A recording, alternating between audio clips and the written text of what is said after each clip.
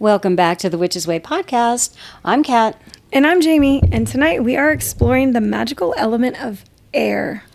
First time ever really getting into some magical elements for this podcast. Yeah, for sure.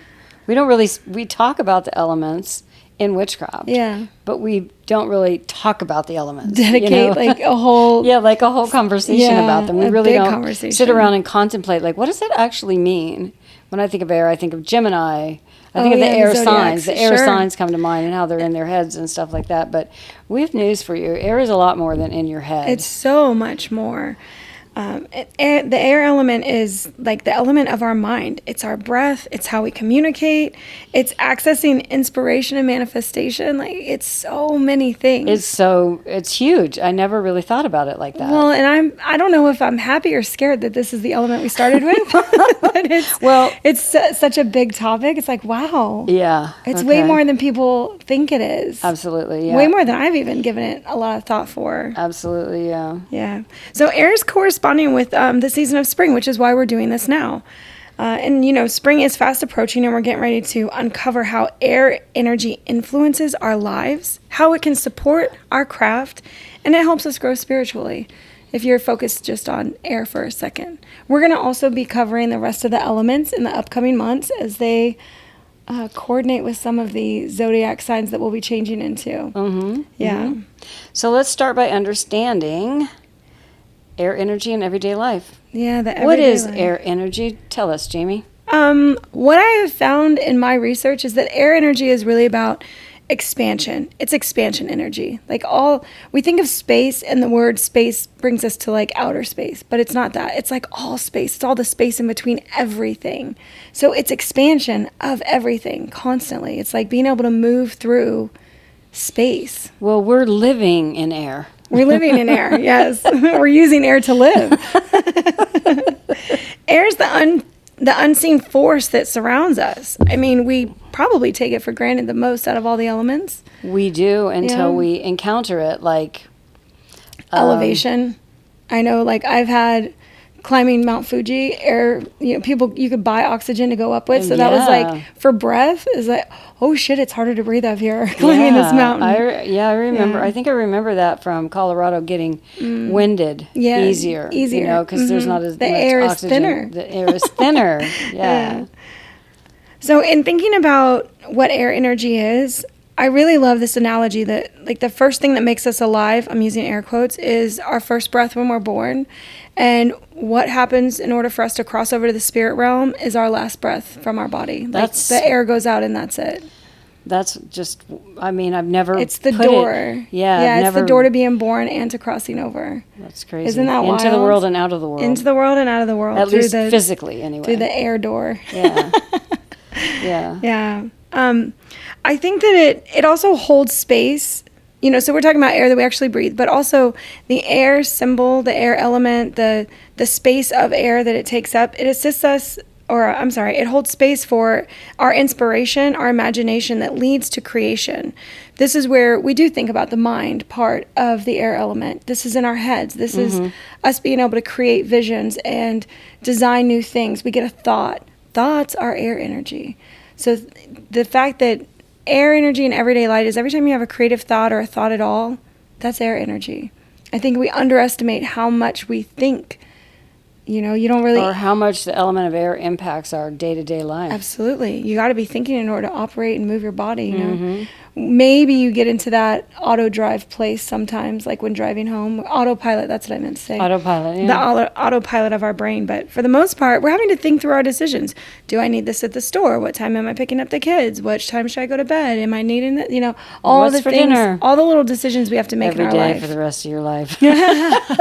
Oh, shit. It just got dark. And I think lastly, air allows for knowledge and wisdom to cross through space and time. Like air is also the sign of knowledge and acquiring knowledge.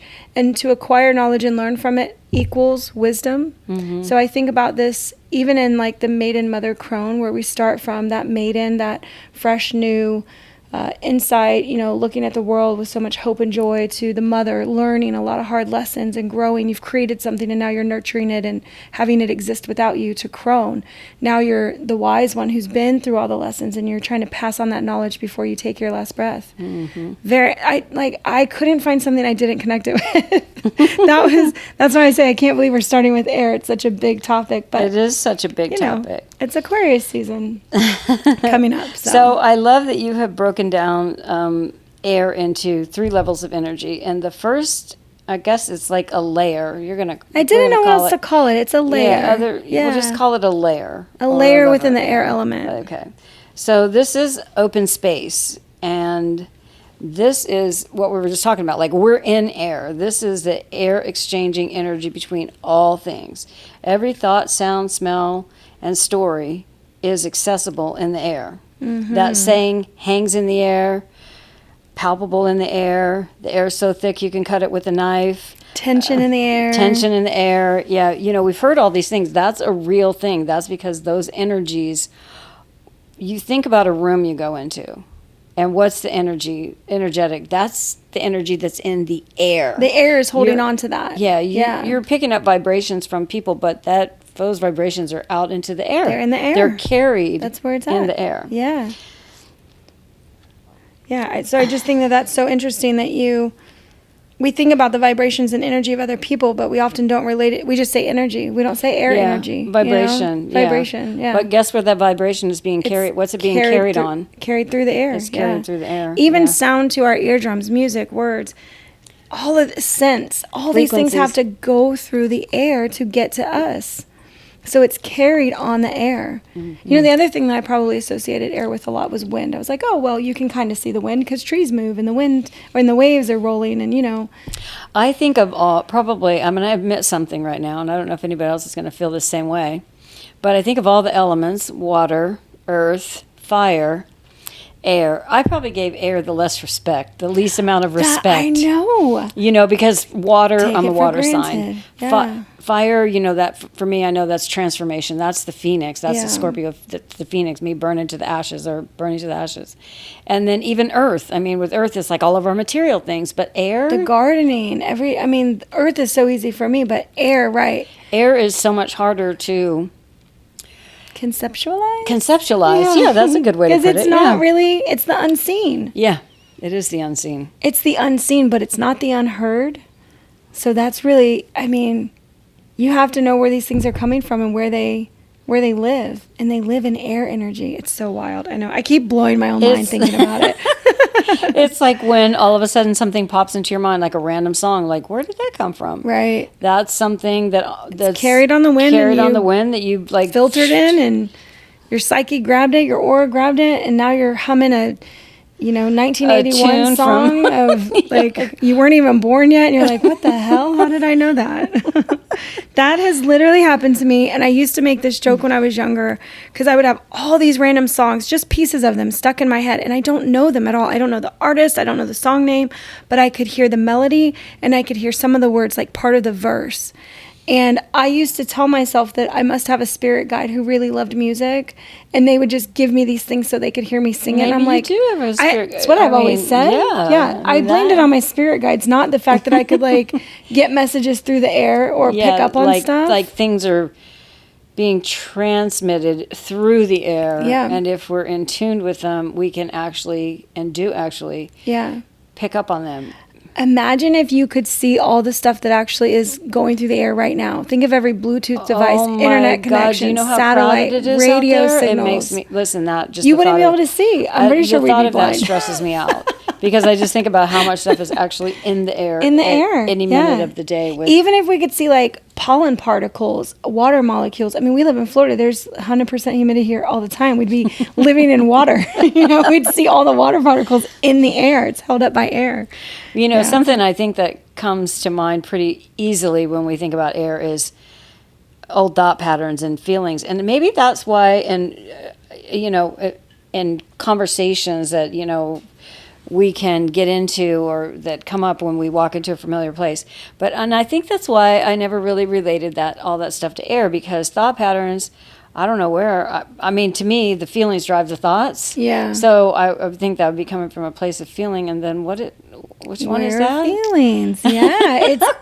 Is that air? That's feelings our air energy.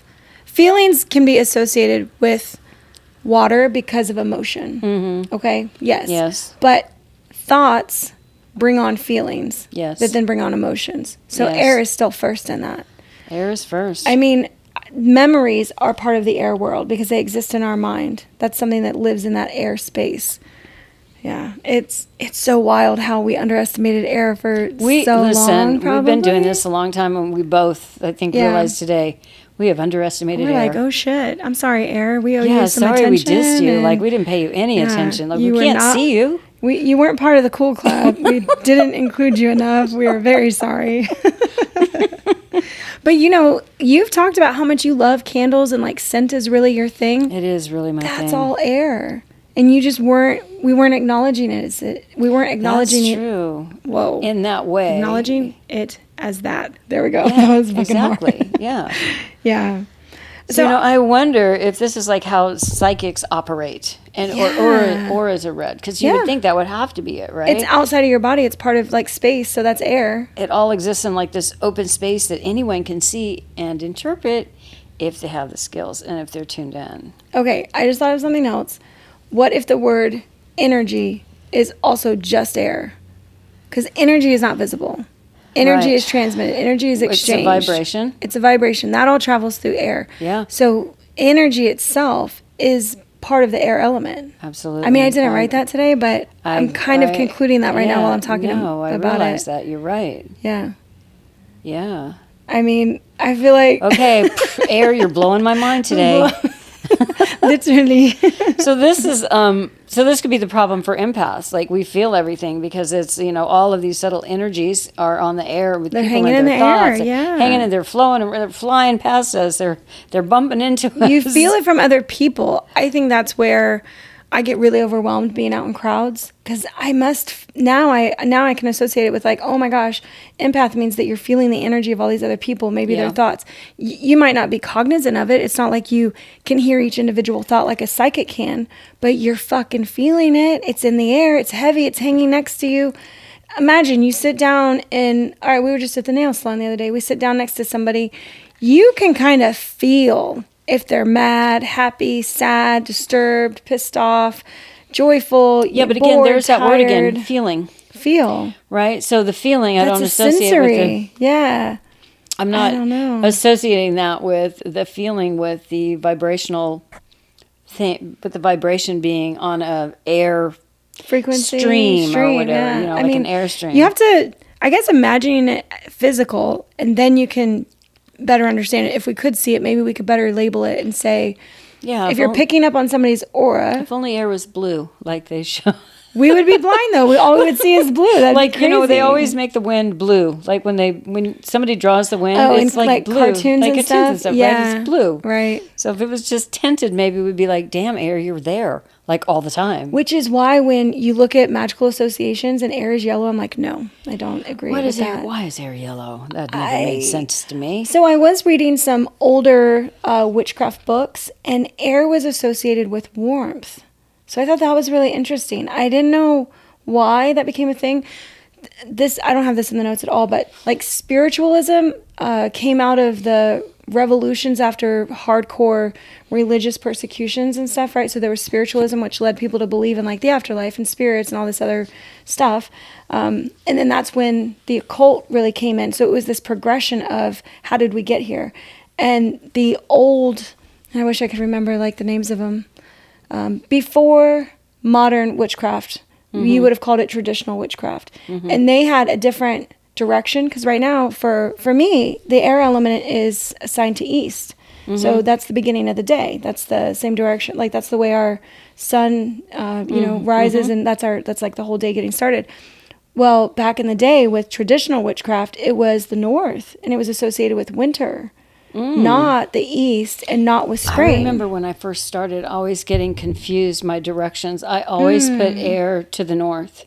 Oh wow! So you might have been more of a traditional witch then. So and I because I would get them mixed up, and I would always think that the air went went north. in a direction, because I remember setting up altars in my house and getting those mixed up. Yeah. Oh.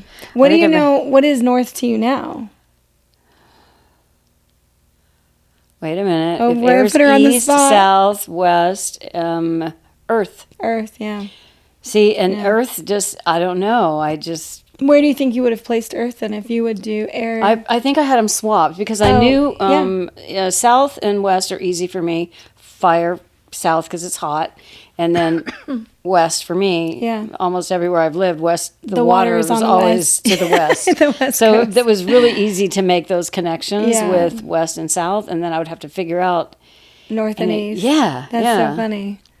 So we were just talking about how if you're an empath and you go out and you pick up on these energies that are on this air frequency or on this frequency. So let's talk about how we can deal with that. How do we safeguard ourselves, I think, from being,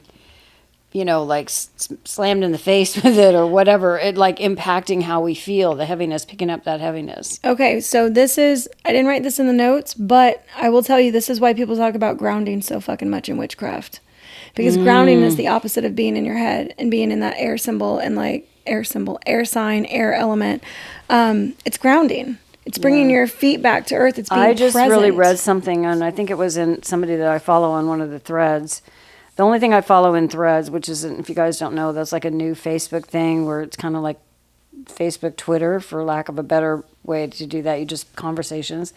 So the only thing I follow in there is which things, astrology, and then don't laugh, but dating advice, because I'm planning to get out eventually and have a dating life again. But anyway, this one witch that I follow, one thing that she said was that every day you should go out and get your feet in the dirt, put your feet into the dirt, not just stand on the dirt, but get your feet into the dirt. And I realized I've got the perfect sand goddess circle in my backyard to go out and put my feet. It's quartz, it's not sand. It's not beautiful. Dirt. It's actually sand from the beach, and it's white, and it's a little messy because of the storm, but nonetheless, that would be such an easy place to do that.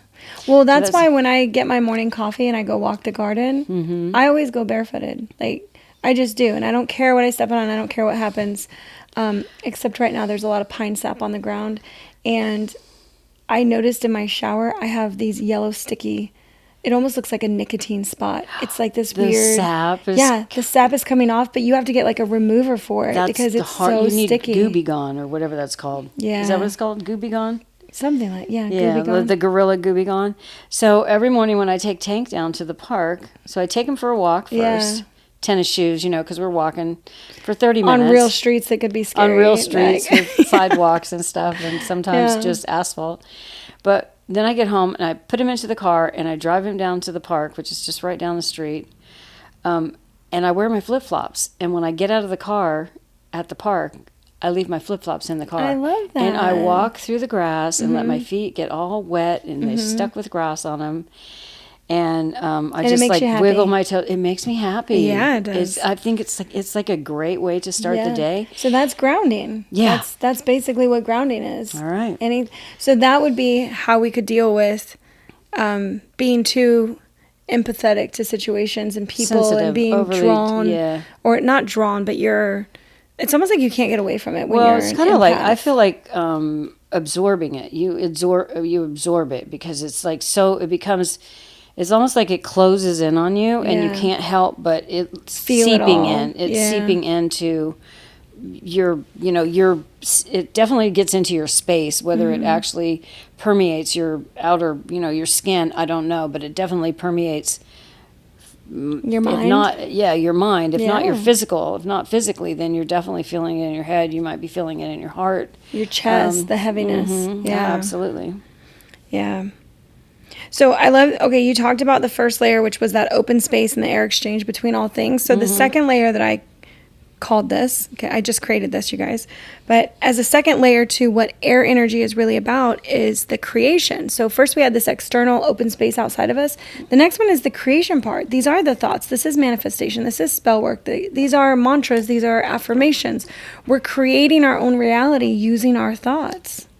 That's what this is. The creation level. Whether we want to admit it or not, we are always creating our reality with our thoughts. Yeah.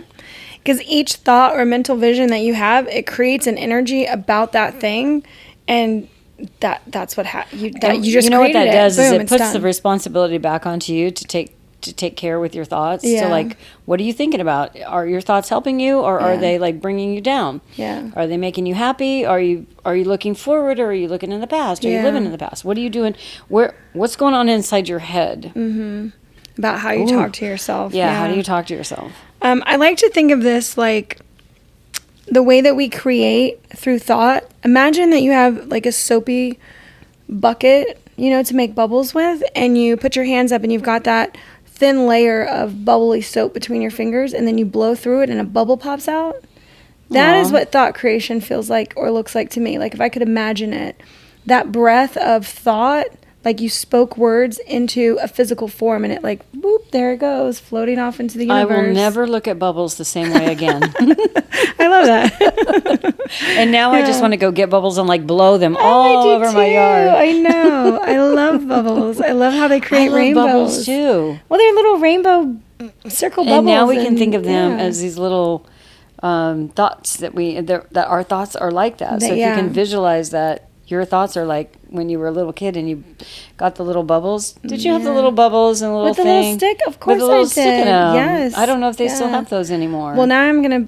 Now I'll bring you some bubbles. That'll be in your. Oh, what about the one that had like the round one with the thousands of holes in it, or not 1,000 holes, but like 25 whole bunch of holes in it, and you would put it in this flat thing, and then you would wand it, and it would make like a zillion. I never bubbles. had one of those. Yeah, that was the coolest thing ever when I was a kid. They probably won't sell those until summertime. Well, I don't even know if they sell them anymore. But with spring, those are like things that go into, we could call them Easter baskets or Astara baskets. Yeah, but true. You get bubbles and colorful shit and like all the. Look at that, and then air, spring related. Spring, to that's it. Yeah, it's all coming together. It's all coming together. Yeah.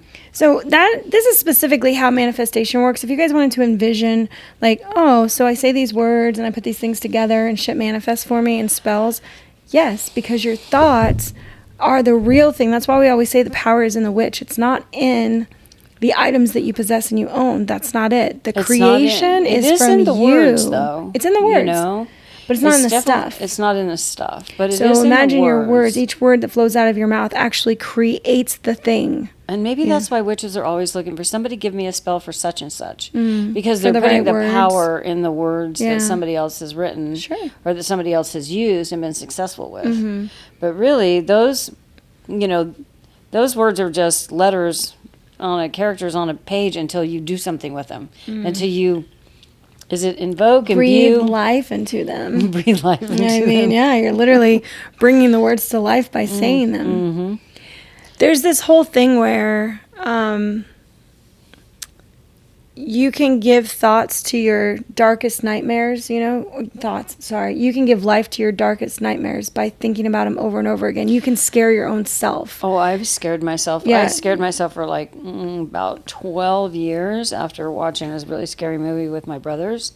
Is it the one with the hand? It's the one with the crawling hand under the bed.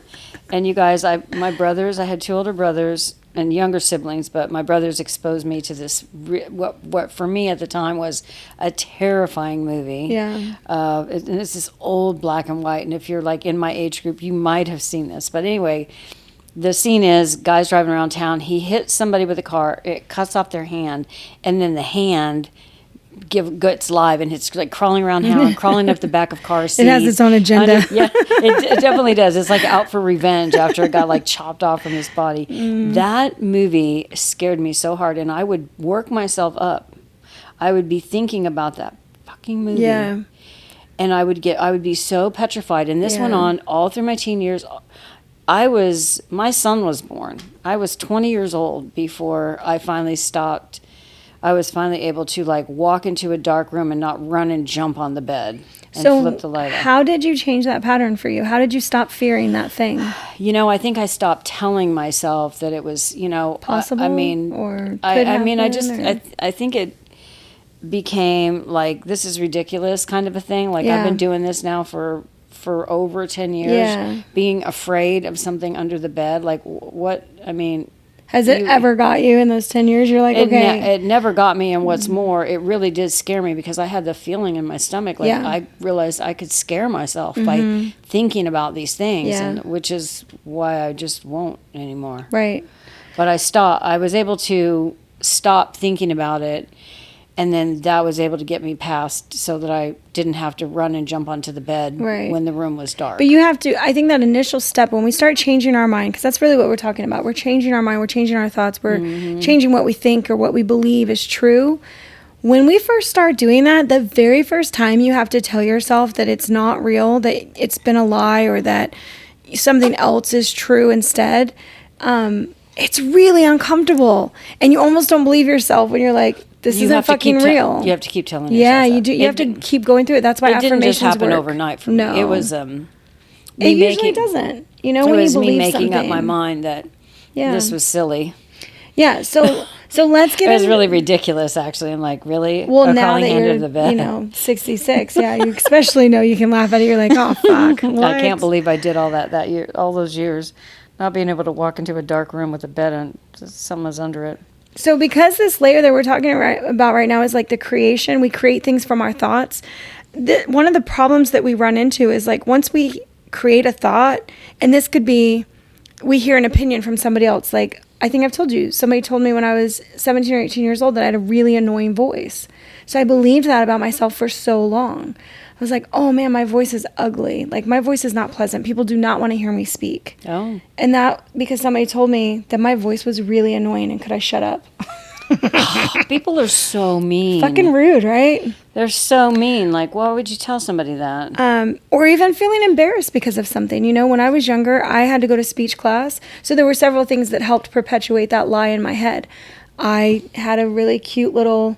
couldn't say W's and R's. And I didn't even know that my daughter had a speech impediment, you guys, until the school told me. I thought it was just the way she talked. It was the way I talked. I figured she would outgrow it, but she couldn't say, like, worm. She would say warm. Warm, world, Williams. Yeah, she had trouble with that. Yeah, with those W's and R's, right? W's, R's, L's together, yeah. Yeah, and so I never, and then when she was in, was it second grade? Second grade. Yep, they put me in speech. The school's like, Jamie needs to be in speech. And I'm like, what? That was like when I heard the other one needed glasses. I'm like, what? Nobody in our family has glasses. How is that possible? But she just had a cute little way of saying things, and I never considered it a problem. Yeah, and they wanted to hold me back if I didn't go. Yeah. It's like, it didn't have anything to do with intelligence. It's like, you just need to speak like everybody else. Okay, well... And then when I had my braces, I had the all of my everything had a snaky kid. Sound to it. How did you even turn out okay? With all of your I was determined. Determination to be like, fuck you, everybody who told me I can't do shit. I got held back in third grade because they had to like put me in remedial reading. I was slow, probably because I have dyslexia, or at least it may not be like full on dyslexia, but I definitely. No, we all have dyslexia. I have it. You have it. My kid has it. My fucking nephews have it. My sister has it. I flip words around. I flip numbers around all the time. And that's probably why I had trouble learning to read. Yeah. Also, we were not taught then phonetically. We were taught see, spot, runs fast. Memorization. So it was memorization. Bullshit. Yeah, that's a bullshit way to teach people to read. So what I was getting to, which we went on a long story to get to this, but these things that we're told when we're young, these experiences that we have, these embarrassments, the things that people say to us, that they think about us, your nose is too fucking big, your eyelashes aren't long enough, you've got a fat ass, you've got too small of titties, like whatever it is that we got made fun of for so long. Though that sticks with us, and we will hear those words again, and we will start to believe it ourselves, the negative things that people have said about us. And why do we start to believe it? Because we start to repeat it because we're repeating it. Because we're afraid that it's true. Or we believe that other people wouldn't say it if it wasn't true. And it's not that we value... Where was that thing we talked about? Oh, someone else's opinion. That's somebody else's opinion. Someone else's opinion. Yeah, so how long do we let that fucking thing hang around us? How long do we keep those thoughts in our head? Because the problem with creation is that if we keep saying it, we're creating those things over and over again. Yeah. Well, and I think maybe that's one of the healing journeys that women embark on in witchcraft. Absolutely. Because these types of things get addressed where they don't get addressed in traditional healing. Let me just put this loosely, like healing environments. Let me just like use what, that like counseling or something. Like counseling, or I was thinking religion, because this is sort of like a religious. Is that considered healing? Is religion? You think it's well, healing? I think people. But for some, maybe. I think people turn to religion for guidance and help, acceptance, community, and all of these things, and so they can feel better about themselves. And that's why I sort of relate the witchcraft journey to the religious spiritual journey for some people who find something, a higher power to look to for answers and guidance and all that. Just like us. And like acceptance of self, I think. Just like we're doing in witchcraft, we're looking to hopefully our higher selves, but I think initially we're just looking to spirit to guide us, and then eventually we realize we are spirit. Yeah. We are the spirit. And then we start trusting ourselves. And then And then you become fucking awesome. And life is great, And when you grow up, you get to be a crone. That's right. So I put in here, like, how do we protect ourselves from untrue thoughts? Because all of this is air energy. It's really becoming aware, having that awareness of our thoughts and what we're telling ourselves, of what our self-talk is, of the thoughts that we're allowing in that other people might say to us. I've had people say things to me that I knew wasn't true, and I used to get really defensive. I can remember a partner telling me that I was weak-minded, and it enraged me because I thought I'm anything but weak-minded. I've been through so much tough shit. I'm so strong. My perseverance gene is like through the roof. Well, I feel like your rage would come from, even though that might have been your initial reaction, you know what I think the actually underlying was? You don't know me at all. Well, that's what You don't know me. You don't know me. If they could say something like that to me, I was like, you don't even know me. You don't fucking know me. You don't know me. Like a little bit. All of a sudden, you're like, oh shit. Oh yeah. I'm with somebody who really does not know who I am. Does not know me. To think that. So like these invasive fears, the worries that stop us from growing and reclaiming our own powers as witches and women, we are going to get into that a little bit more. Like I have some self-help stuff on the third point, but this is where this is all coming from. I want you to remember that we will hear these things. We will filter these things out of the air. They will come to us, but it is up to us to not keep the story recreating in our heads. That is where you will have a problem, because in that second level or layer, the thoughts are what we release into the world to be true about ourselves. That is our self-confidence. That's the way we present ourselves. That's the way we speak about ourselves. That's how we enter a room. All of this goes further than just the thoughts we think in our head. So third level, we're talking about, are we ready to move on to third level the third layer. level? I know, third layer, layer of this is, and I think I just touched on it a minute ago, when you finally elevate yourself, you realize you're reaching for spirit, and then you realize you are spirit. So spiritual is the third layer of air. And that is of air, and that is the energy of spirits and deities beyond the veil. When we think about, the thinning of the veil at Samhain, this allows us to feel or even see spirits. And it makes, at that time when that veil is thinned, it makes communicating with them or invoking them easier. Yeah. Yeah, we can think of our spirit as being formless and weightless like air. So our souls and the souls and spirits of those who have crossed over have got to be in this same space of spiritual air energy. So to recap the 3 layers that I kind of made with air energy, the first one being all the space that is around us. The second one being the things that we can create using our mind, which is air, the element of creation, like manifestation and spells. And then lastly is the other side, like where spirits are, where these stories of deities have lived. All of this ancient knowledge, I even think of, sort of comes over from the other side, is able to cross through and reach us. I think that's why I think that's one of the things that draws us as witches to learning about the deities and the gods and the goddesses. Because, even though these are like mythical, some of these are like mythical creatures, they all exist in this higher level of the air element. Where anything is possible, We're the ones that make things impossible. We're the ones that tell ourselves things can't be true or can't be done. Yeah.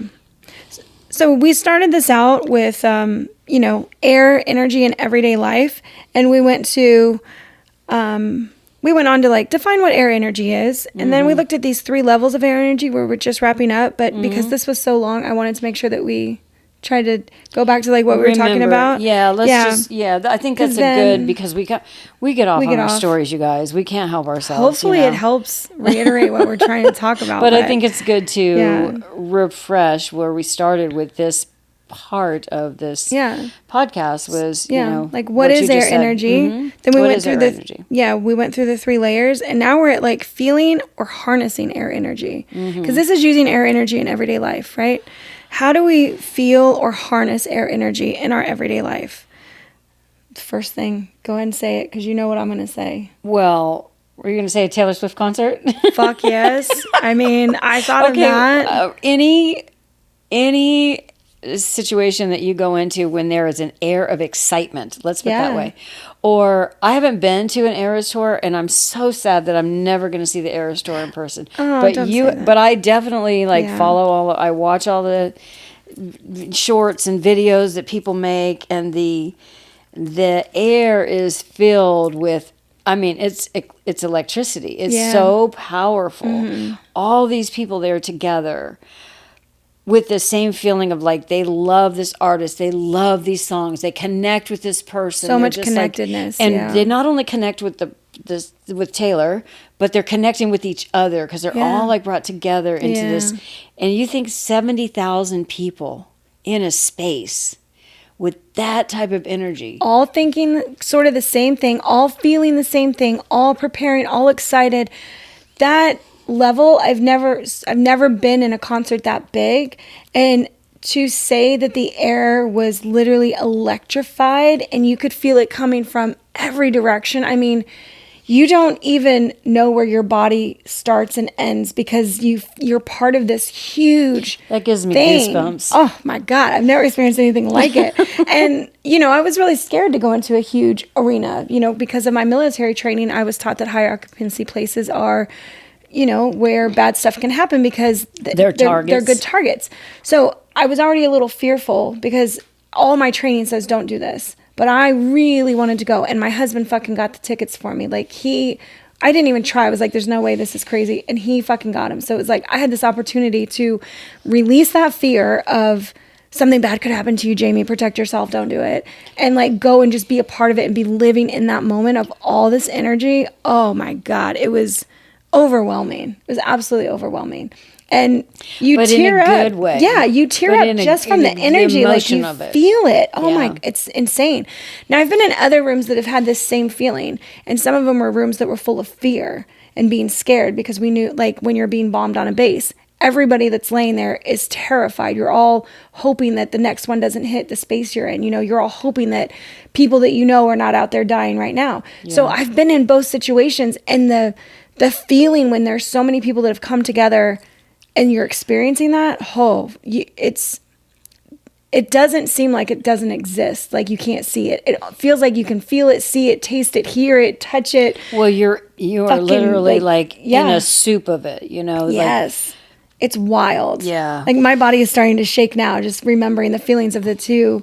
Both gave similar feelings of like, excitement, ready to run, ready to do anything, like scream, shout, all of that, but in different levels. You know what I think? And I just thought of a football game. If you've ever been to like a live football game. God. Oh my gosh. I've been to like Chiefs games in Kansas City. Mm-hmm. It's literally, it's electric in there. It really is, because everybody is like hyped.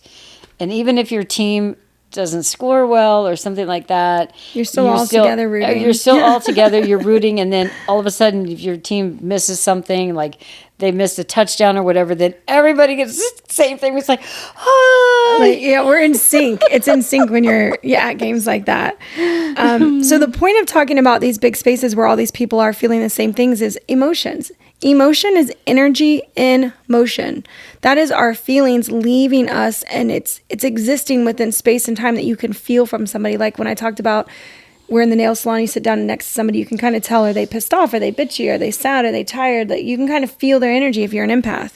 Well, and even when we do spells or say prayers, those things travel across distances. They do. To the people we love and care for. That's air magic. Yeah. I've done that so many times for people who have asked me, like, hey, I'm going through this hard time. Like, can you do anything? They don't ask me specifically. And then I tell them what I created as an altar for them or something.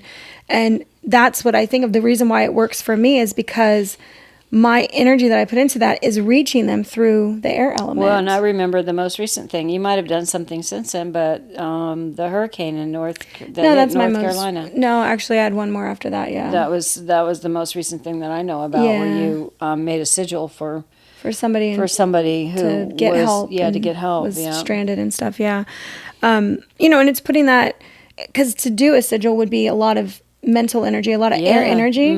And when you're thinking about it, you're saying the things over and over again, and you're putting their name into it. And so there's all this energy I built up. Think about that bubble that I'm blowing, fuller and fuller of all that energy that I want to go to them. Yeah. And then when I am finished, that's released and it goes to them and hopefully surrounds them in that protective energy, or that, help people find them and have people help them.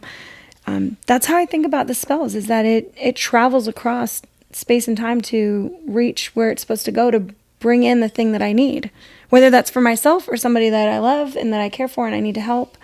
So our last thing on this particular topic is about dreams of flying. Oh my gosh, I had dreams of flying when I was a kid. So dreams use our imagination with no human or physical laws. Which I love that about the air element. Anything is possible. Yeah, that's air element right there. Air is unrestricted.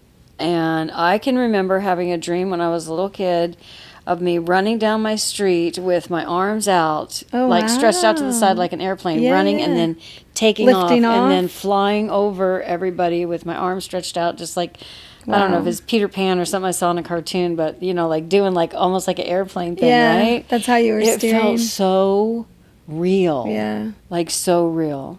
I still have lots of dreams about flying. I've even had a time when me, my brother, and my sister, this is when I was younger in my 20s, but me, my brother, and my sister were in a field, and I was trying to teach them how to fly, and I didn't use, like, speed or air to take off. It was, like, the will of my body, like, think it, and it'll happen for you. You'll just lift off because you believe that you can. Like, it was, like, the power of belief, and I was trying to get them to see that they could do it, too. Yeah, very well, very interesting.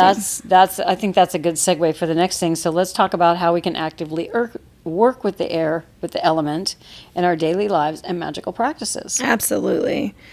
I think in working with air, I've only really thought about like bells and songs and incense and ways that I've used to disrupt negativity in air.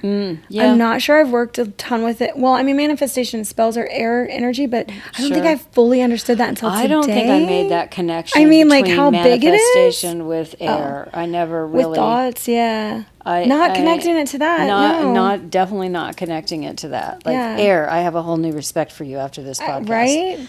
If someone was asking me, what's the most common element you use in your spells? I'd be like, oh, probably fire. Yeah, because you're always lighting candles, right? Yeah, transformation, action.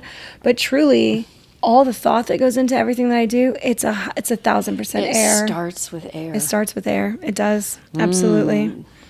So when we're using air magic, to gain clarity, it's like you get stuck in a decision. You want to use air energy to clear that mental fog. Like this is where the outside opinions of other people, or we can't make a decision because you've got so many other people's opinions pressing down on you. Like you want to do what's right for everybody and not just you. I would say like whisper your desires into the universe, just your desires. Nobody else has to know about them, so that you can get what you really need. Like you're out for your highest journey. And I think sometimes when we get involved with people and family and relationships, we want them to come along on our journey. It's not always helpful. When you're seeking clarity, seek it only for yourself and not for everybody involved, like just for you. I think there's power in that ownership for yourself. Mm-hmm.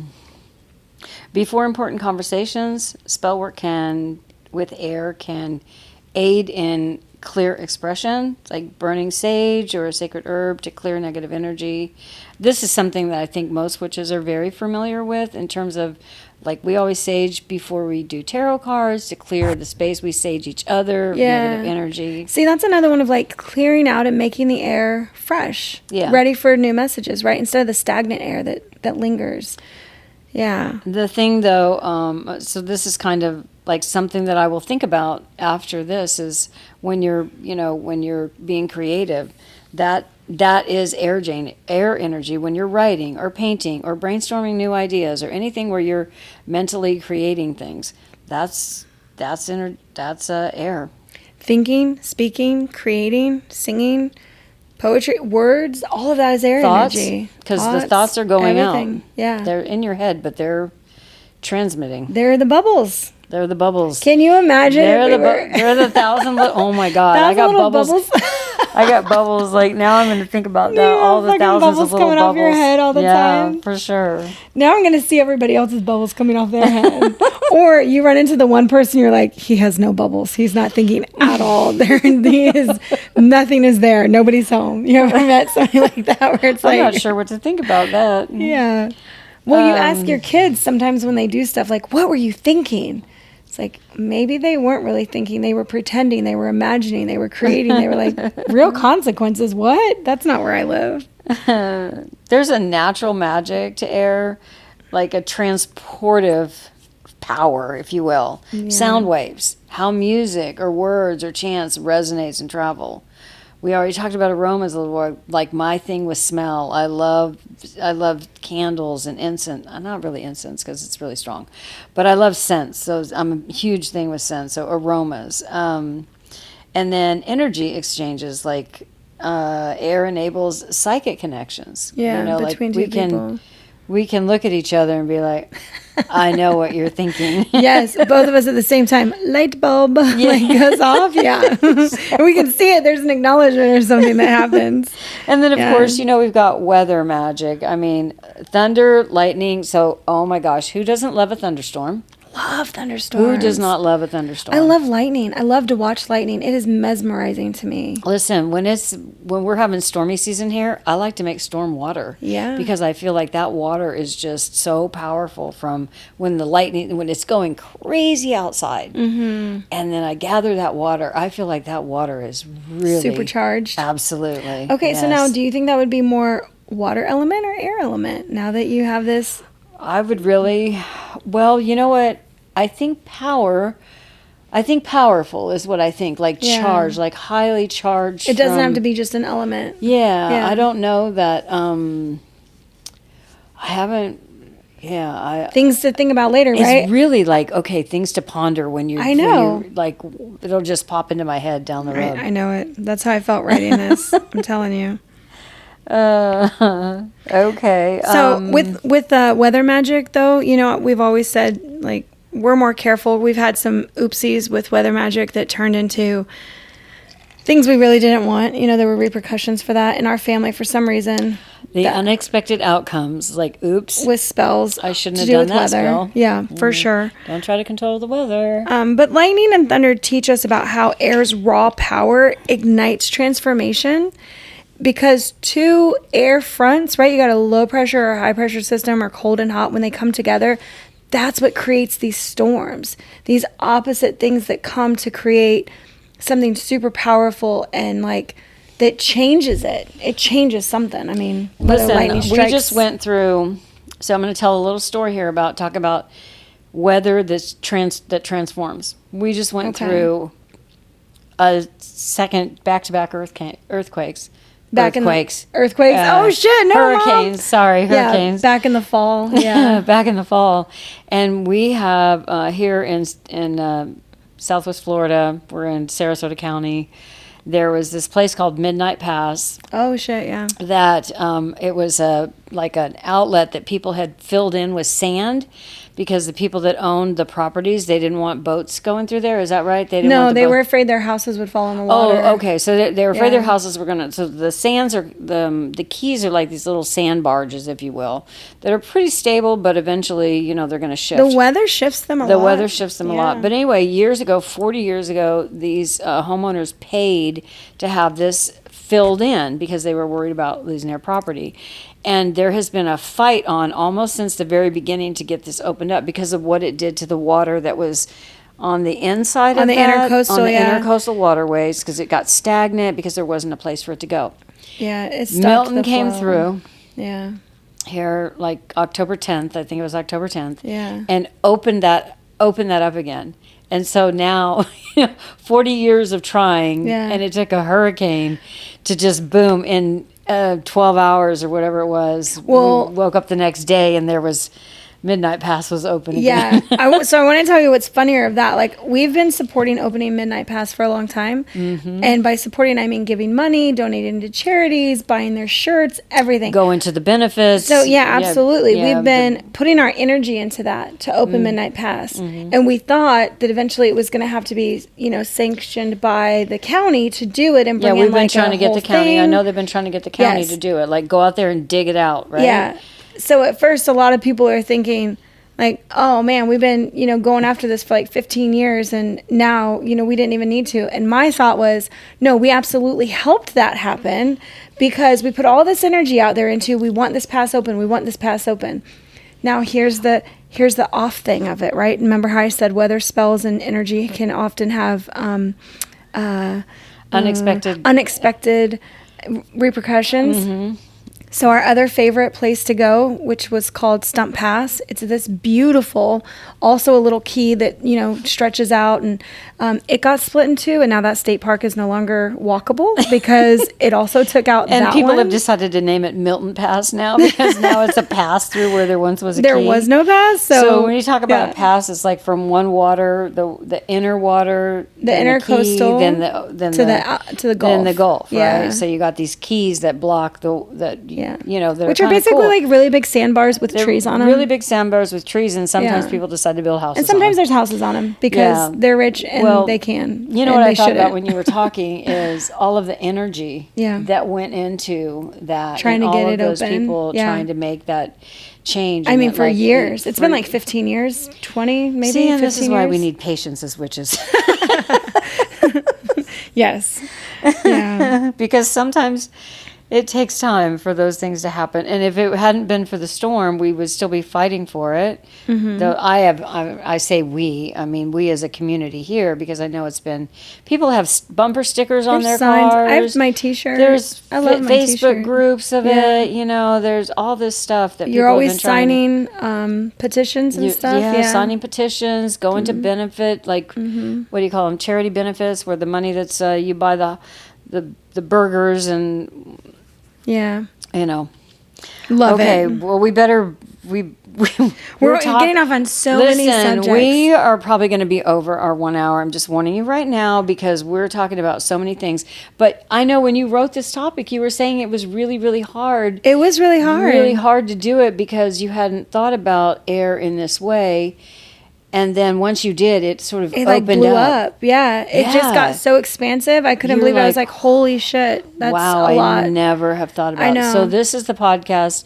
You're never going to think of air the same again after this podcast. No. So stick with us because we're getting ready to go into the...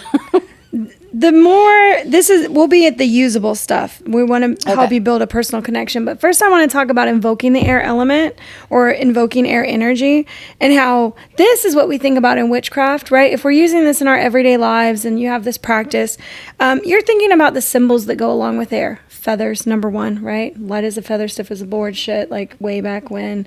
I mean, these are things that you knew that you were defying or using that element to help you. The light is a feather thing. Yeah. So feathers symbolize that freedom and lightness, but they also signify spiritual communication because they're assisting something to take flight, to go higher than, it's originally. Like when a bird is born, it is grounded. It has to earn the right to flight. And with spiritual communication and working on your craft, you have to earn the right to flight. You have to go through all those trials and tribulations. You have to fledge like a young owl would. I mean, it's just getting there. So that my brother's a pilot. He had to train to do that. Of course, yeah. He flies helicopters and he flies small planes and stuff like that.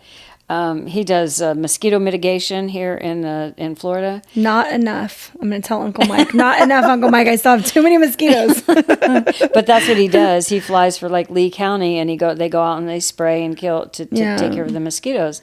And so even pilots, I mean, there's a training for it. Yeah, training for it. Yeah. That's the point I was trying to make. Yeah, with the tools and symbols, I mean, practice using them. So when you have a feather and you find feathers, like I love them as symbols. I have way too many. I collect them. I always imagined I would be giving them away, but I don't ever find people to give them to. But then we have incense and smudge sticks and anything that has the ability that air is carrying its thing through the air. So think about the smoke that comes off. That's why I love wind chimes. I just untangled my wind chimes from Milton because I'm like finally putting together my lanai after Milton, the Hurricane Milton. And I just untangled them. And as I untangled the wind chimes and they started ting, ting, ting, and I was like, I said, I just love you. I love the Okay, sound. so tell me this. Why the fuck does my husband hate him? I don't know. And he's an air sign. He's a Libra. Maybe it's overload. Too much. Yeah. It could too be much overload. air. Too much air. He doesn't like it. Absolutely. You know what? When you think about it, it's like it could be too much. Too much, I don't know if I could ever get too much water, but I could certainly get too much emotion, to be overwhelming, to become overwhelming. Too many emotional things. I mean, anyway. Yeah. I'm not going to get stuck on that, but yeah. So that's another tool or symbol is, using wind chimes and bells and whistles, sounds that ripple through air, aligning with that energy. I mean, my singing bowls have notes that they're aligned with chakras. So that is air energy going to a physical body, trying to heal a part of my, I've seen singing bowls on sale on Facebook Marketplace lately. Oh, shit. Right? Who's leaving their craft? I don't know, but I'm like, And then there's techniques. So you've got, with invoking air energy, you've got the tools and symbols, but then there's techniques to do too. And this costs nothing, but like breath work and meditation, those are air energy things to do. Meditation is visualization and being in a space and like sitting with yourself and really ignoring the body and just going right into your head space.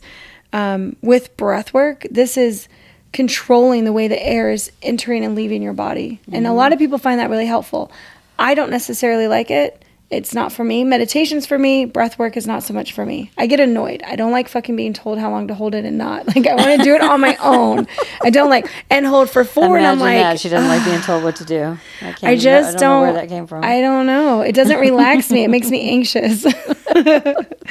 Visualizations, which I love visualizing. I am always in my head, girl, so much. Creating all the time. I'm all the time thinking about something. I have 500 projects to do in my head. You too? All the time. Yeah. Oh my God. If I had unlimited time and space, I have to start making notes because I have so many fucking ideas. So many ideas. And I love the spoken affirmations or prayers. Something, a little thing that I've been using with myself lately is when I start on a negative thought or for me, I have these conversations in my head where I'm like, and then I finally tell myself, shut up. You're not helpful.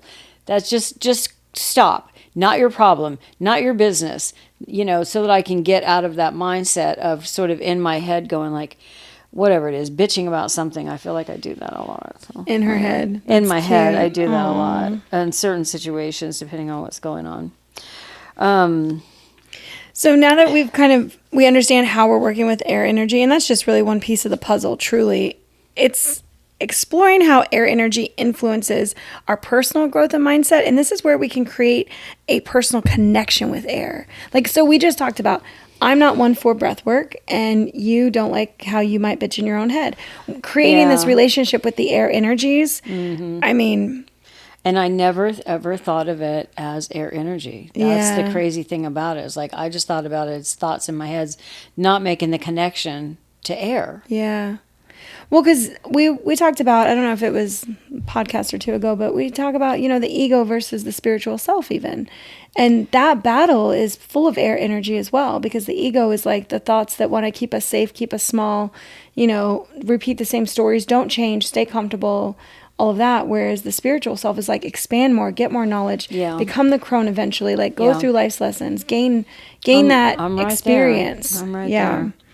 So I think for air skills of the mind, let's just call it that. You've got air skills now, air energy skills. Critical thinking is huge.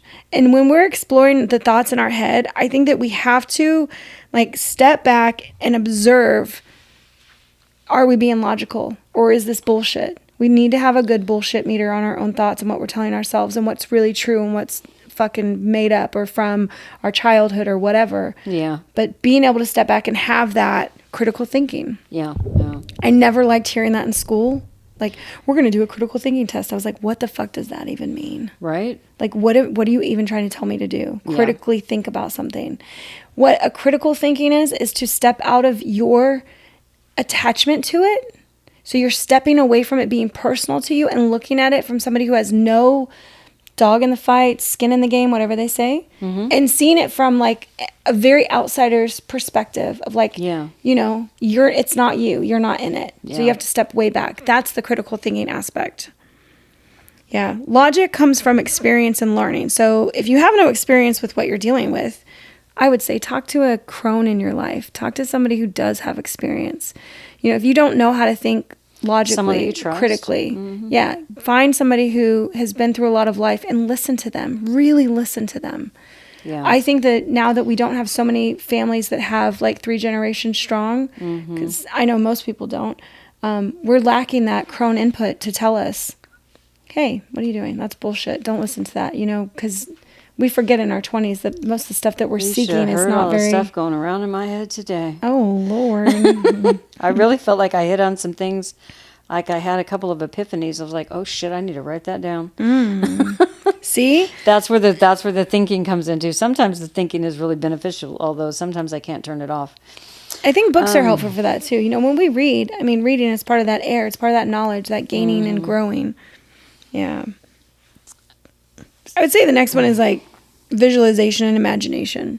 You need to be able to think your problems outside of the box, as people say. But really, if you could solve your problem with the wave of a magic wand, what would that do? What would it be like? If nothing was impossible, how would this go for you? When we take away those limiting beliefs, it's amazing how we still get stuck thinking that it's somebody else's problem or fault. We still don't allow ourselves to solve it. We're like, no, but wait, no, like something else is stopping me. Truly, it's not. Truly, it's us. That's pretty heavy. That's heavy, I know. Remember that the only rules that are true are the ones that we tell ourselves. That's it.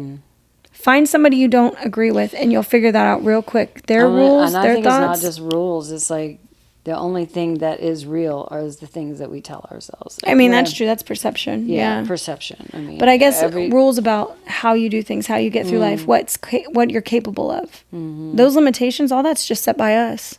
Yeah. I mean, what if you really could run and take off and fly? Well, and you know, society does this to us. So of course, society puts these constraints around us and says, no, you can't do that because you grew up in the hood, or you had 3 kids out of wedlock, or you've been divorced 4 times, or whatever. So that's a lot of that comes from outside of us, and we just have to believe in the impossible. Believe in the impossible. Yeah, fuck everybody else. That's totally possible. Exactly. I loved this speech by Jim Carrey when he wrote himself that. I think it was like a $1 million check, right? And when he was starting out. I remember you telling that story before. Yeah, he wrote himself a $1 million check, and he was like, I'm going to get paid this. And he carried that fake check around in his wallet for like 4 years. And he eventually signed Dumb and Dumber and another movie. There were 2 at the same, and he's like, oh my God, it's happened. And at the same time that this was going on, his dad was like sick and died. And he buried that fake check with his dad because his dad didn't get to see the movies come out and, you know, him get the money and all that. Aww. But when he was giving this speech, because he got, you know, recognized for this work that he'd done, he said, I have the ability to think crazy fucking thoughts like anything is possible for me. And that's just what I have. I just have that ability to think anything is possible for me. You know what's crazy? We all have that ability. We do all have that ability. It's just whether or not we hang on to it. Yeah. And acknowledge it and, like, you know. And live it. Live it. Fucking create the mantra around it. Anything is possible for me. Put the $1 million. Everything I want is possible for me. Write yourself a $1 million check and carry it around in your wallet. Right. And believe it. Yes. Which comes to the wisdom, you know. That's the wisdom through experience. Air represents adaptability. So we need to reflect on it's helpful to reflect on lessons that we've learned and use them to shape our future choices. Yeah. Journal about what we've learned.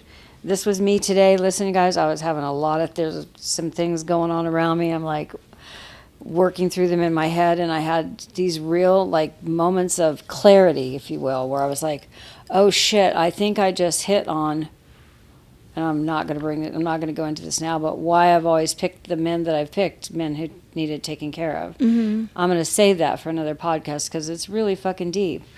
But clarity is air energy. Yeah. You know, being able to communicate effectively, decide your thoughts, be decisive, know what's going on. And that, I think that hits wisdom is through experience, you know, and reflection. I mean, experience, you have to think about your experiences in order to gain wisdom from them. Yeah. Because otherwise you're just repeating the same shit. So if you find yourself that you have repeated the same fucking thing over and over again, the same lesson, the same relationship, the same job, the same argument with your kid, and this just keeps coming up, and you're just seeing yourself go through these same things. Like, why am I dealing with that again? Yes. It's like Groundhog Day. Same arguments. You're always, it's like, it's hitting on the same thing. You need to really sit with yourself and reflect on the experience and see what you're missing. Yeah. What are you missing? Because you're having to do the same thing over and over again. And I promise you, it's you, not them. It's what you're holding on to. It's something that you're not adjusting to. It's something that you're not figuring out. You didn't gain the wisdom from the first time it happened. Well, sometimes you just have to sit back and like really think deeply about it, or think about it in a different way, from a different perspective. Like, I'm just going to leave that there because otherwise I'm going to get off on another tangent. So let's talk about the power of words, because this is where it starts, of course, is when the words may not be coming out of our mouth, but the words are in our heads, and that becomes our reality. Yeah. The words literally shape our reality. How happy are you? If you're unhappy, what are you telling yourself every day? What are the things that you're saying to yourself inside of your head? What's the dialogue? What's that inner dialogue like? Mm-hmm. What does it look like? Yeah. The self-talk, are the words that you say to yourself, are they inspiring you, or are they making you feel like shit about the choices that you made in your life and the dumb decisions and whatever challenges you're going through? We can change those things. Once we recognize that we're like talking shit about ourselves in our own heads, we can decide to change that. Yeah. And we can stop talking shit about ourselves. I said something recently to my daughter, Jamie. I said, I really hate when I hear my mom, something about hearing my mother come out of my mouth. Do you remember when I said that? Yeah, I do. Yeah, it was like, I hear my mother, and I just hate that. Yeah. I hate when I hear her come out of me. Yeah. It really bothers me because she was very harsh. And sometimes I feel like I'm really fucking harsh, and I hate that. And then she said, or you could just say, I don't know. You're pointing to me like, I don't know what she doesn't even remember what she said to me, and it was such an epiphany to me. Oh. She said something along the lines of, or you could just say, instead of saying, I hate when I hear my mother come out of my mouth, saying, I'm changing, or I'm growing from that. I don't remember the words that you said now. And it was just days ago. I know. It was literally just days ago. I tell you, I shove a recorder on myself all the time because I don't fucking know. I say good things and I don't remember them. No, because sometimes I'm like, I'm so harsh just like my mother. I'm just like my mother. And that's the part that I need to stop. Am I just like my mother? No, I'm not. But sometimes I hear my mother come out, and then that thought creeps into my head. I'm just like my mother. And I don't really like that. Yeah. I don't like that part of me. I know what I would say to you now is turning that around is like, I'm so glad I can recognize that and I have the power to change it. Yeah, exactly. It was even better the other day, but that's okay. We'll go with that. You get the point, though. The point is like, what is that inner dialogue? You're shifting the language. You're shifting that inner dialogue. These are words. Yeah. And they might not come out of your mouth, but they're in your head. And they're repeating themselves. Yeah. They're on a loop. You know who I'm talking to, because I feel you out there. Yeah. The one that I've heard from a lot of women is like how they've been told that they're not good enough for something, or they can't because they're a woman, or this isn't possible, or like that's not for you. And it's people that love them, air quotes, love them, telling them this to like keep them down and keep them small. I was like, fuck that. If you like it, if you want to, do it. Yeah. Be around people who are pushing you to do shit that makes you uncomfortable. Those are the people that want to see you soar. Like they want to see you fucking take off with those wings. So I think I shared with you a minute ago, so talking about words and manifestation, if you speak the words into the wind with conviction, that's manifestation. Mm-hmm. When we use mantras as part of our daily life, that's manifestation. Yep. And I say to myself now when I'm thinking these thoughts and I'm having these dialogues in my head, like just stop and try to change that, whatever that dialogue is, into something that's more positive. Something that happens for me that I really don't like, that I have to have other things to say to myself when these creep in.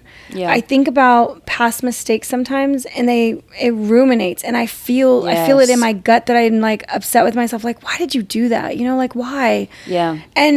And I shouldn't. It literally, like 20 years ago, I was in my 20s, I'm 44 almost. Oh my and gosh, are you I kidding? I'll wake up, and it's like, that's what anxiety is for me, is I'll wake up and I'll think about this one time that I, tried to have a relationship with somebody or something, and it went wrong, like instantly. And then I chased after it anyways, and was like, no, I can fix this. I can make this right.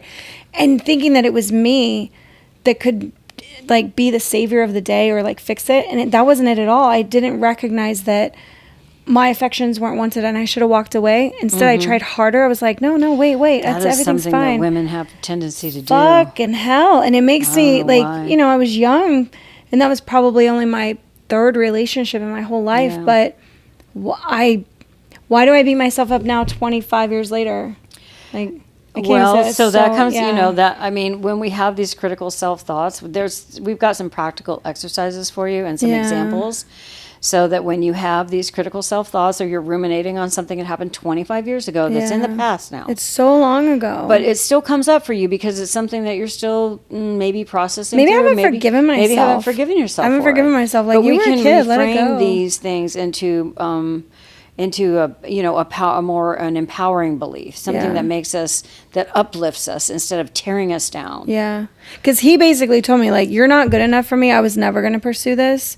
Like, he just wanted to see how far he could get with me. And that hurt. And I was like, no, you mean, wait, you didn't see me as a good person? Like, you didn't actually like things about me? Like, that really fucked with my identity. Okay, so those words. Yeah. This is, I think, and I don't know if you talk about this in here when you wrote this, about the words that come out of our mouths and being careful about the things that we say, because that has stuck with you. Definitely. For your whole life. 25. Probably won't forget it because it had such an impact on me being so young. So be careful with your words. So now I think that there's like, we have these critical thoughts that we have that are maybe our mistakes or things people have said to us. And they're critical because they're not good. They're like, they're tearing you down, picking you apart, putting you into pieces. Example, I'm not good enough for fill in the blank.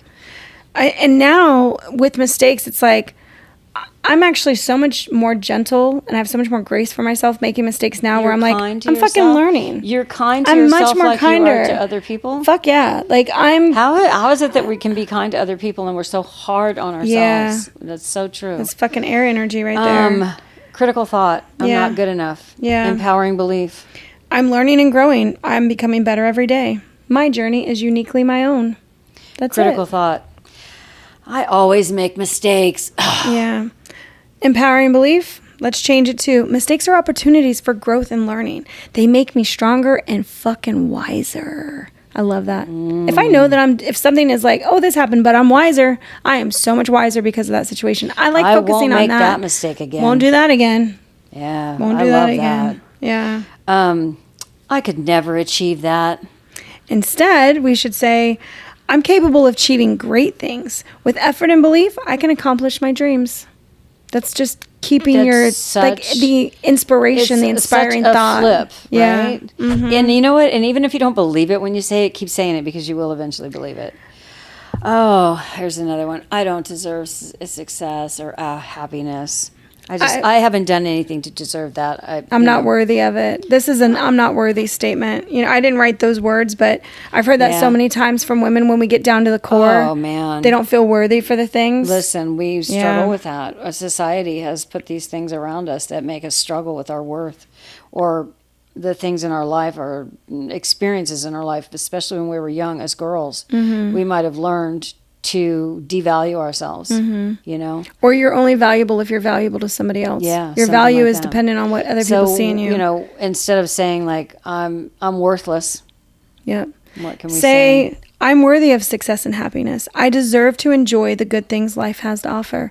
I think we all deserve to enjoy the good things life has to offer. So I say that to myself, like, I deserve this. Why wouldn't I deserve this? Who else deserves this more than me? Or like, it's not deserving as if I should own everything and be everything and all powerful, all knowing, high, whatever the fuck. No, just the little things. I deserve to be fucking happy. I deserve to treat myself nice. I deserve that. And you don't have to have a because statement.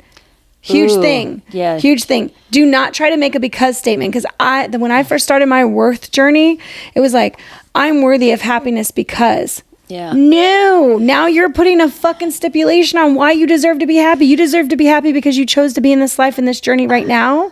And you're doing the best you fucking can. I deserve to be happy is a complete sentence.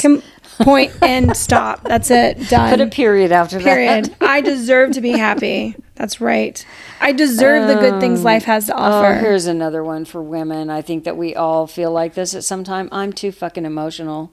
And you know what? That's my downfall. My downfall is I'm too emotional. My downfall is I'm too emotional. Everything impacts me emotionally. So if we feel like that, people tell us we're that way. Yeah. Oh, yeah. Somebody said to us, "You're so fucking emotional." Oh, no, this came up. Okay, I'm not trying to bring up politics, but a woman president, I remember that's what they said when Hillary ran. I think she was the first woman to run. I don't really know. But so, yeah. Yeah, they were like, a woman running, she'd be so emotional. Like, oh my God, when she has her period, she's just going to bomb everybody. Like, what the fuck? Okay, so this is the shit that society tells us. Exactly. And it can't help but seep into our subconscious. And all the men around us subconscious. Think about it. It's going to everybody. It's not just us. But how men then feel about us. We're surrounded by it, all that's in the air. So it sinks in and we start to fucking believe it. So we can change that too. Instead of that, you know what? My emotions are a strength. They connect me to my intuition and they guide me to what matters most. Fucking love that. Fuck yeah. Your emotions are part of connecting you to your intuition and they guide you to what matters most. Yeah. I love that one. I think I'm going to write that one down and put it on my mirror. Not that I ever say I'm too emotional, but I just love the way that one sounds. I'm like, I want to repeat that every morning. Turning, some of the ways we can turn air energy or tune into rather. So let's talk about our daily lives, right? How do we tune into this on a day, every day? Because we're dealing with it every day. Every time when we wake up, when we dream, when we go to sleep, when we interact with people, when we're sitting with ourselves, all the things that are happening for us right then, our thoughts, it's all air energy. It's all fucking air energy. We're living.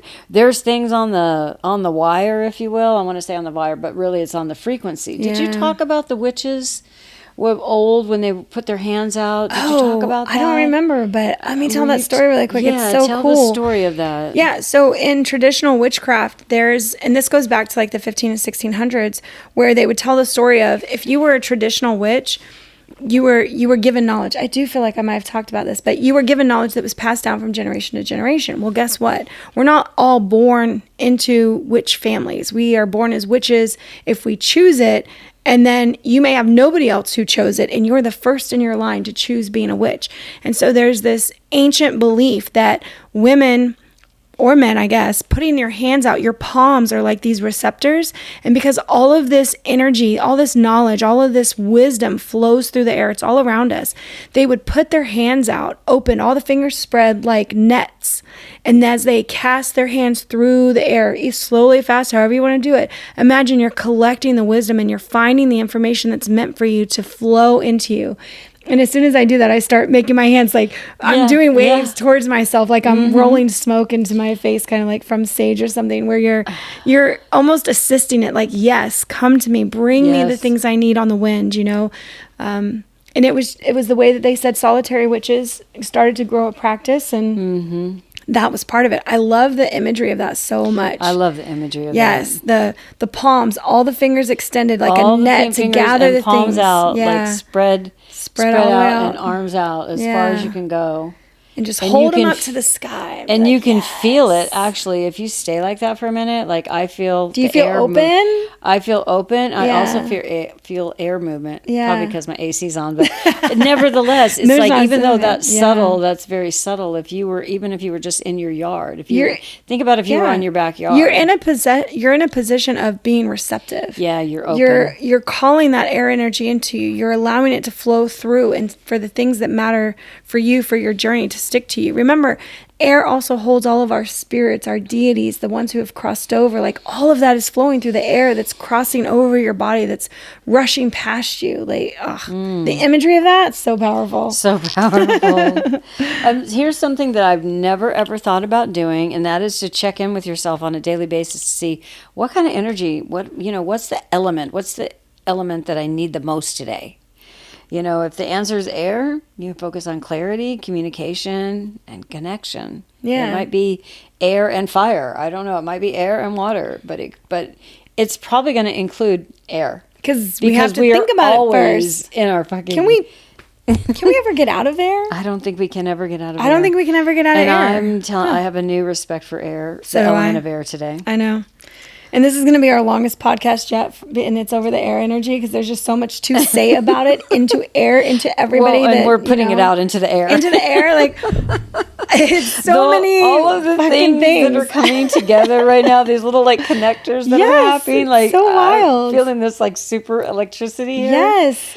And it's like the thousands of bubbles. I just think of all those little bubbles with the thing. I got to find the bubble machine thing that made the little wand that you could make 1,000 little bubbles with.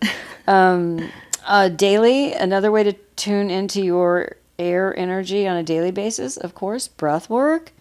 If you can do that. Jamie's not a fan of breath work, but she's a fan of meditation, so that's another tool that we can use. But breathing techniques, just to inhale for 4. This is why you don't like it, being told what to do. It's the instruction. Inhale for 4 counts. Yeah. Exhale for 4 counts. Yeah. Or hold for 4 counts, then exhale for 4 counts. So it's like 4, 4, 4, so 12.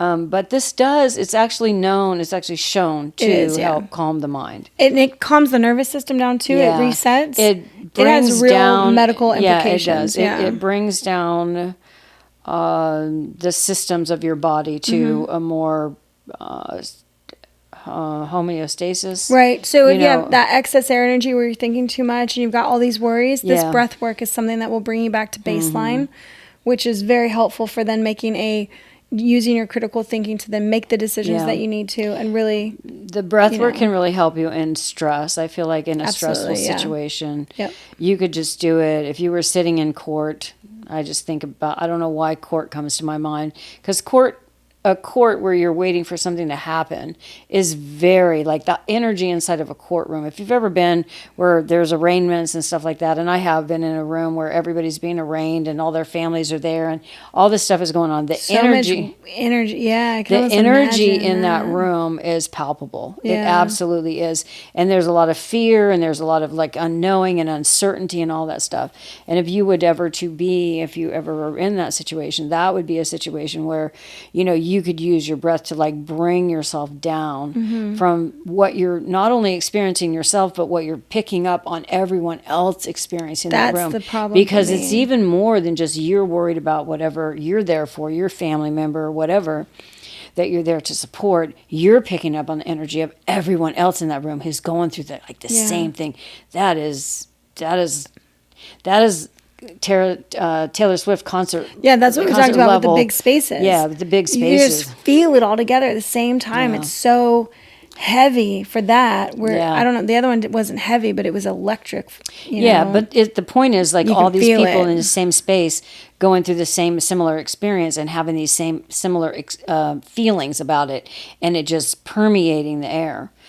My favorite, though, my favorite thing is affirmations, mantras, things that I say to myself to get my brain off some kind of a negative track that it might be on. The loop. Where I'm thinking, the loop. Negative exactly. A negative loop that I might be on. Yeah. What I find the most helpful for me is to start repeating something to myself. Yep. Not my problem, not my business. Yes. Whatever it might be. Right. Because a lot of times I worry about other people in my lives, and I'm like, you know what? I can do what I can do, and I can't spend my time worrying about every one of my family members and the choices that they're making, you know, and seeing, you know, like as if I can see the future or something. I have to stop that because we're all on our own journey. And so I have to find words, and I do find words to say to myself during those times. Yeah. And so daily affirmations or mantras really are very, very helpful. My favorite one is, this is all happening for a reason. I have to let it be.